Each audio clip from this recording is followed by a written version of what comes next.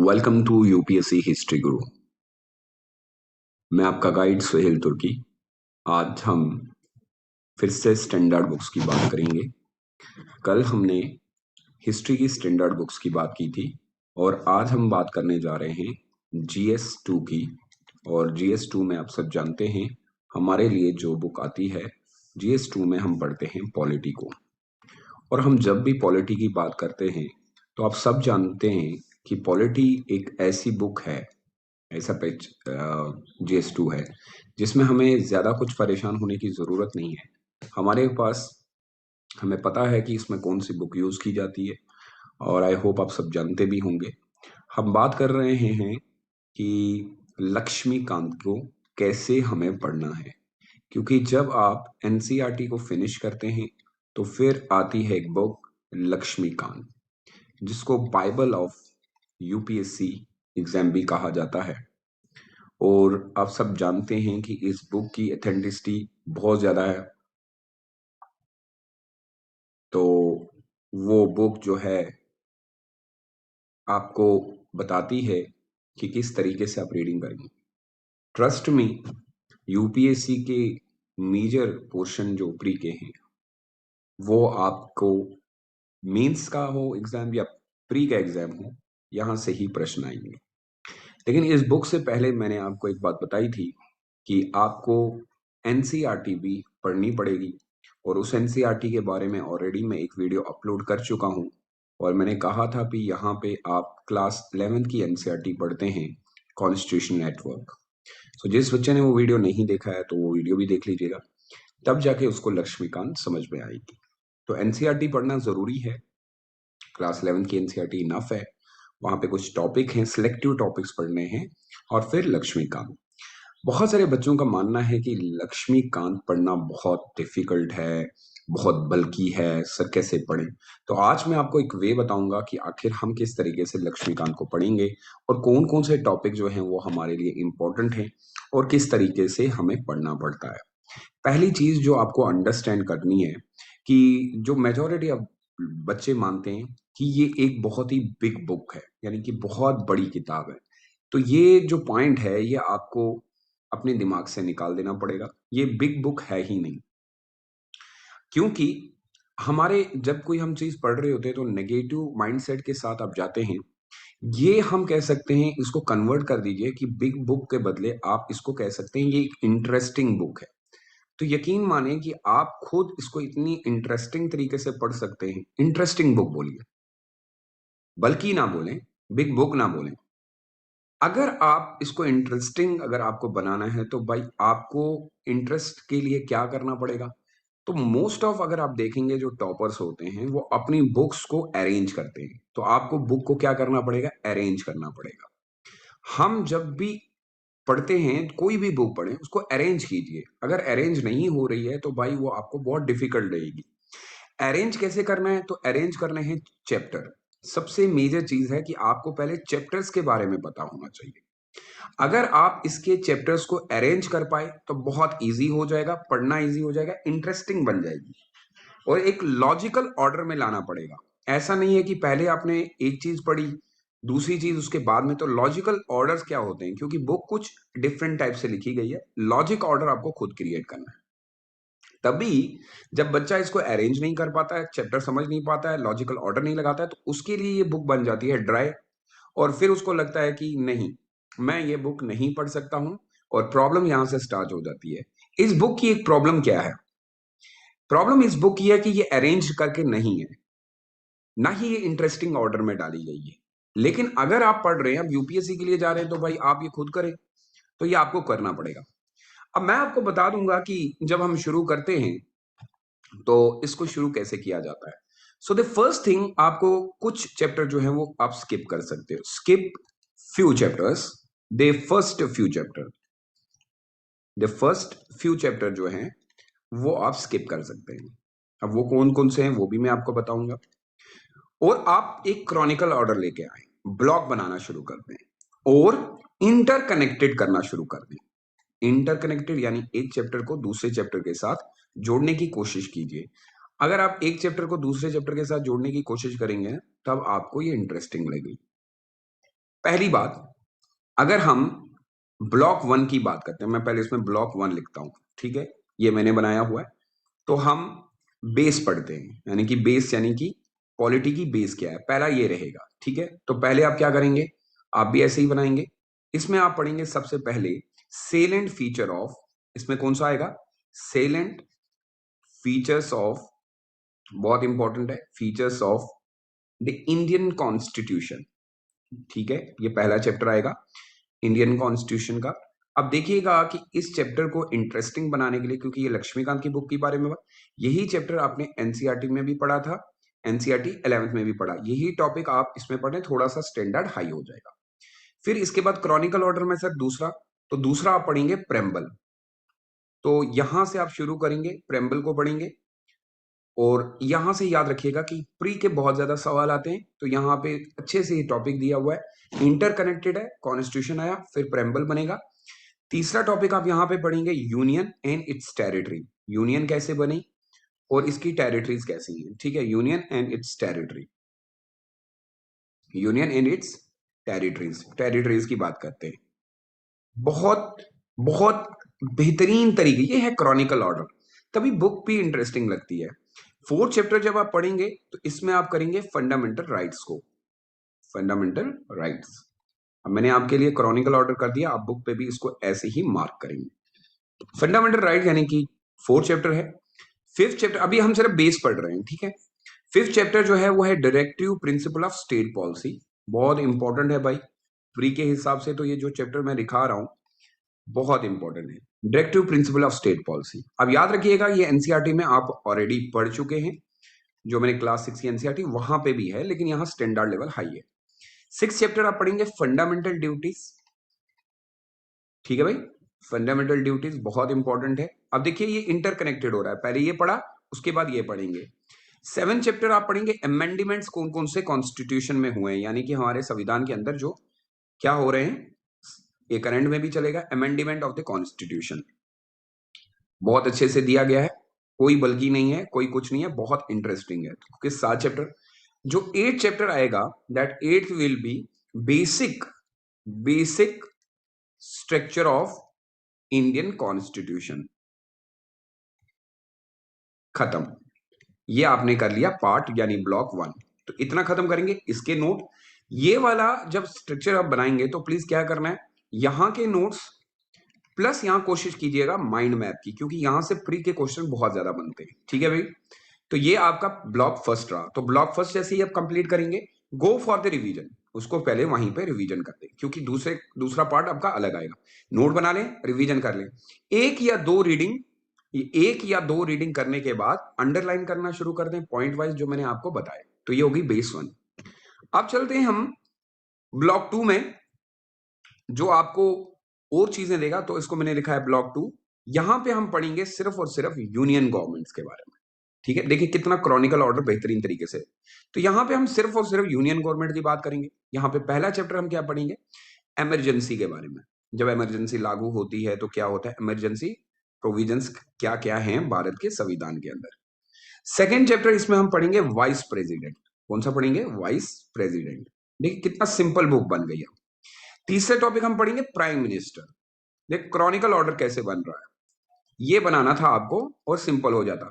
फिर prime minister के बाद आप सेंट्रल काउंसिल मिनिस्टर होते हैं, ठीक है, काउंसिल मिनिस्टर। अब देखिए क्रॉनिकल ऑर्डर में भी हमने ऐसे ही पढ़ना है, ऐसा नहीं है कि पहले आपने प्राइम मिनिस्टर पढ़ा और फिर आप जो है प्रेसिडेंट पढ़ रहे हैं। और इसके बाद फिफ्थ चैप्टर जो होगा वो पढ़ेंगे आप पार्लियामेंट, खत्म। तो कितने ब्लॉक बन गए, अभी तक हमने 2 ब्लॉक। देखिए इसका क्रॉनिकल ऑर्डर भी सही लग रहा है, पहले इमरजेंसी के बारे में पढ़ेंगे, फिर वाइस प्रेसिडेंट के बारे में पढ़ेंगे, फिर प्राइम मिनिस्टर के बारे में। पहला जो है इमरजेंसी प्रोविजन से पहले इधर देखिएगा ये दो हैं, एक है president and then vice president, दोनों के बारे में पढ़ना है। अब ये ब्लॉक 2 है। अब आप बनाएंगे ब्लॉक 3 इजी करने के लिए बुक को। इसमें आप सिर्फ और सिर्फ जुडिशरी के बारे में पढ़ेंगे, ये अलग से टॉपिक बनेगा जुडिशरी, इसमें और कोई चीज आप नहीं डालेंगे। जुडिशरी में पहला टॉपिक आप पढ़ेंगे सुप्रीम कोर्ट, बड़ा इजी, ऑलरेडी क्लास 11th की एनसीईआरटी में भी है। फिर पढ़ेंगे, नीचे आएगा हमारा हाई कोर्ट, क्योंकि इससे छोटा रहता है, ठीक है। और फिर पढ़ेंगे हम लोकल कोर्ट, जो सब ऑर्डिनेट कोर्ट्स होते हैं छोटे मोटे, उनका पावर पढ़ेंगे, खत्म बात। यानी यहां पे भी क्रॉनिकल ऑर्डर देखने को मिला, एग्जाम में भी हमें याद रहेगा। फिर हम पढ़ेंगे ब्लॉक 4। ब्लॉक 4 में हम क्या करेंगे, स्टेट गवर्नमेंट के बारे में पढ़ेंगे, स्टेट की जो गवर्नमेंट्स होती हैं उनके बारे में पढ़ेंगे। अब यहाँ पे क्या क्रॉनिकल ऑर्डर रहने वाला है तो जरा देखते हैं। पहले आप पढ़ेंगे गवर्नर्स, हर एक स्टेट में अपना गवर्नर होता है सर। फिर सर हर एक स्टेट के पास अपना चीफ मिनिस्टर होता है। देखिए कितना क्रॉनिकल ऑर्डर है, चीफ मिनिस्टर होता है सर। हर एक स्टेट में अपनी एक स्टेट काउंसिल्स होती है, स्टेट काउंसिल्स के बारे में पढ़ेंगे, ठीक है। और सर इसके बाद हम स्टेट के लेजिस्लेचर के बारे में भी बात करेंगे, बात खत्म। तो ये देखिए कितना प्यारा बन रहा है, ठीक है, हो गया खत्म ये। फिर हम चलेंगे ब्लॉक 5 पे। तो ब्लॉक 5 थोड़ा सा बड़ा रहेगा, ब्लॉक 5 इसलिए क्योंकि यहां पे आप पढ़ेंगे लोकल गवर्नमेंट। आप सब जानते हैं लोकल गवर्नमेंट जो हमारे गांव वगैरह में चलती है। तो लोकल गवर्नमेंट में क्या पढ़ना है सबसे पहले, लोकल गवर्नमेंट में हम पढ़ेंगे पंचायत राज, पंचायती राज बोला रहे हैं या पंचायती लिख लें, पंचायती राज सिस्टम। और यहाँ पे आपको पता है कि हमारे पास होती है म्युनिसिपैलिटीज। तो ये दो अलग से ब्लॉक आप बनाएंगे और देखिएगा जरा करंट में क्या क्या चेंज आई। फिर हमारे पास है ब्लॉक 6। तो ब्लॉक 6 जो है ये थोड़ा सा लंबा खींचेगा, यह है कॉन्स्टिट्यूशनल बॉडीज। तो लंबी बात करनी है कॉन्स्टिट्यूशन के बारे में, तो कॉन्स्टिट्यूशनल बॉडीज के बारे में अब देखते हैं यहाँ पे क्या क्या पढ़ने की जरूरत है। पहले आप पढ़ेंगे election commission of India. Election commission of India बहुत इंपॉर्टेंट है भाई, ऑलरेडी चेंज भी हुआ है इसमें, करंट में देखिएगा। फिर पढ़ेंगे UPSC, union public service commission. फिर पढ़ेंगे state public service commission, SPSC, state public service commission, ठीक है। फिर हम पढ़ेंगे 4 टॉपिक फाइनेंस कमीशन। ये कमीशन ही सारे चलेंगे, ठीक है, अलग से बनाया गया कमीशंस के बारे में, कितना इजी लगेगा आपको। फिर 5th चैप्टर आप इसमें पढ़ेंगे नेशनल कमीशन। नेशनल कमीशन किसके बारे में, नेशनल कमीशन फॉर एससी, जो हमारे शेड्यूल कास्ट वगैरह में आते हैं। फिर अगला टॉपिक सेम यही रहेगा, नेशनल कमीशन, लेकिन किनका रहेगा, national commission for schedule tribe, ST. फिर special officer for linguistic minorities के बारे में पढ़ेंगे, लैंग्वेज के ऊपर, लिंग्विस्टिक वहां पे दिया हुआ है, माइनॉरिटीज के बारे में ये सारा है।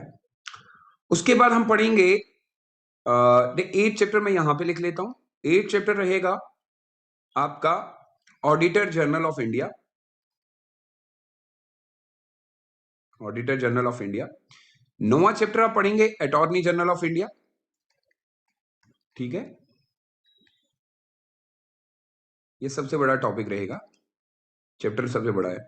और लास्ट एंड फाइनल 10वां टॉपिक इसमें आएगा एडवोकेट जनरल ऑफ इंडिया। यहां से मींस का सवाल निकलता है।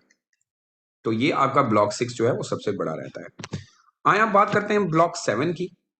सर 7 में हमें क्या पढ़ने की है, तो 7 में आपके पास उतना कुछ है नहीं, नॉन कॉन्स्टिट्यूशनल बॉडी है। ब्लॉक 7 में सिर्फ एक चैप्टर आप पढ़ेंगे और इसको कहा जाता है नॉन कॉन्स्टिट्यूशनल बॉडीज, बस ये पढ़ेंगे। देखिए मैं क्रॉनिकल ऑर्डर में दिया। ब्लॉक 8 में आपको पढ़ना है सिस्टम ऑफ गवर्नमेंट, ये एनसीईआरटी में भी है, system of government. So block 8 में सर क्या क्या टॉपिक पढ़ने, जी हाँ, इसमें आप पढ़ेंगे parliamentarian form of government, parliamentarian system कैसे चलता है। चैप्टर नंबर 2 आप पढ़ेंगे फेडरल, जो कि क्लास 10 की एनसीईआरटी चैप्टर नंबर सेकंड में भी है, फेडरल सिस्टम।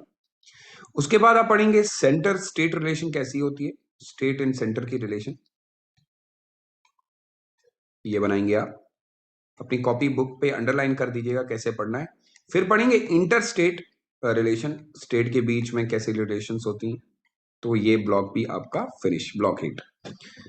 ब्लॉक 9 जो है वो ऑक्सिलरी टॉपिक्स हैं कुछ।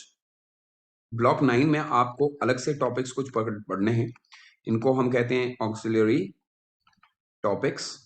फर्स्ट हमें पढ़ना पड़ेगा सिटीजनशिप, बहुत ही इंपॉर्टेंट है, न्यूज में भी है, ठीक है। चैप्टर नंबर 2 कैबिनेट मिशन और कैबिनेट कमिटीज अब ले लें। फिर आप पढ़ेंगे यहां पे पार्लियामेंटेरियन कमिटीज। अब मुझे लगता है ये बुक बड़ी इजी हो जाएगी आपके लिए, क्योंकि आपको पता चल गया कि क्रॉनिकल ऑर्डर क्या है इसका।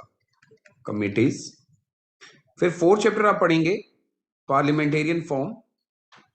यहां पे सिर्फ पार्लियामेंटेरियन ही के बारे में दिया, पार्लियामेंटेरियन फॉर्म्स, ठीक है। यहां पे 5th चैप्टर में special status of Jammu and Kashmir, जो अभी वो आर्टिकल 370 के बारे में है, उसको अब एडिशन की तरफ से चेंज भी किया है। यूनियन टेरिटरीज के बारे में पढ़ेंगे, यूटी कौन कौन सी स्टेट्स हैं क्या है, और the most and important schedule caste and schedule tribe के बारे में। तो this is the auxiliary block 9। फिर चलेंगे हम ब्लॉक 10 में, और block 10 will be the last and final, जिसको हम कहते हैं constitutional framework. Constitutional framework, please ये बना लीजिए। फर्स्ट, हिस्टोरिकल बैकग्राउंड बताइए कि क्या हुआ था, किस तरीके से हमारा संविधान बना। तो वैसे इससे सवाल निकलते नहीं है क्योंकि ये हिस्ट्री से ही पूछ चला है, लेकिन थोड़ा बहुत पता होना चाहिए। मेकिंग ऑफ कॉन्स्टिट्यूशन, कैसे हमने कॉन्स्टिट्यूशन को, मेकिंग ऑफ द कॉन्स्टिट्यूशन कहाँ से क्या लिया, किस तरीके से बना, तो ये लास्ट पे रहेगा। और इस तरीके से आपने पूरी लक्ष्मीकांत को क्रॉनिकल ऑर्डर में डाल दिया। और ट्रस्ट मी, अगर आप ऐसा करते हैं तो यकीन आपके लिए लक्ष्मीकांत बहुत इजी हो जाएगी। तभी मैंने पहले ही बताया था कि सबसे पहले हमें पता होना चाहिए कि सर अरेंज कैसे किया जाता है। अब तो देखिए, आप इसको मैंने ब्लॉक वाइज डाल दिया, जैसे block 10, block 9, block 7, block 6, block 5, block 4।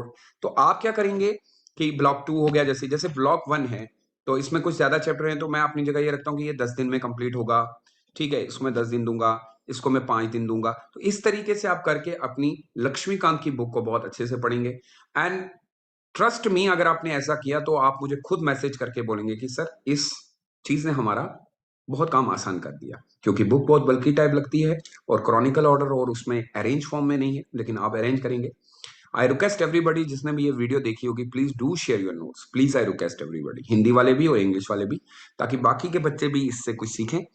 और चैनल को ज्यादा से ज्यादा शेयर किया करें प्लीज। अभी देखिएगा कि कल मैं लेके आऊंगा रमेश सिंह की इकोनॉमी की बुक में कौन कौन से टॉपिक इंपॉर्टेंट है, कैसे पढ़नी है, उसका क्रॉनिकल ऑर्डर स्पेक्ट्रम कर चुके हैं। आज लक्ष्मीकांत कंप्लीट हुई, रमेश सिंह की, फिर जियो की बुक करेंगे, और फिर कुछ एसेज वगैरह भी लास्ट पे। तो इस चैनल के माध्यम से मैं कोशिश कर रहा हूं ताकि आपकी यूपीएससी की जर्नी बहुत ईजी रहे। अगर आपको कुछ जानना है या आप चाहते हैं कि उस पर वीडियो बननी चाहिए, तो प्लीज आप हमारे टेलीग्राम में ज्वाइन हो सकते हैं। आप अपने सुझाव हमें कमेंट के नीचे दे सकते हैं ताकि हम उसके ऊपर वीडियो बनाएं। ये चैनल जो है ये आपका है, इसको आपने ग्रो करना है। कल भी मैंने आपको कहा था, तो please do share with in the groups, आपके जो ग्रुप्स होंगे उनमें शेयर करें, ताकि ज्यादा से ज्यादा बच्चे हम एंगेज कर पाए। और हम कोशिश हमारी यही है कि जैसे मैं स्टैंडर्ड बुक्स कंप्लीट करूंगा, उसके बाद मैं जा रहा हूँ टॉपिक पढ़ाने के लिए। कौन कौन से टॉपिक इंपॉर्टेंट है, करंट अफेयर्स की न्यूज डेली आप आती है, प्लीज उसको भी देखा करें। So stay safe and stay blessed. I hope आपको ये वीडियो बहुत पसंद आई होगी। आपकी सजेशंस के लिए वेट करूंगा, और आपके नोट्स का मुझे सबसे ज्यादा इंतजार रहेगा।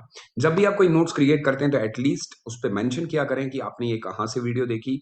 जैसे यूपीएससी हिस्ट्री गुरु है तो उसका दिया करें, ताकि बाकी के बच्चे भी उससे फायदा लें। Thank you so much. Stay safe and stay blessed. Bye bye.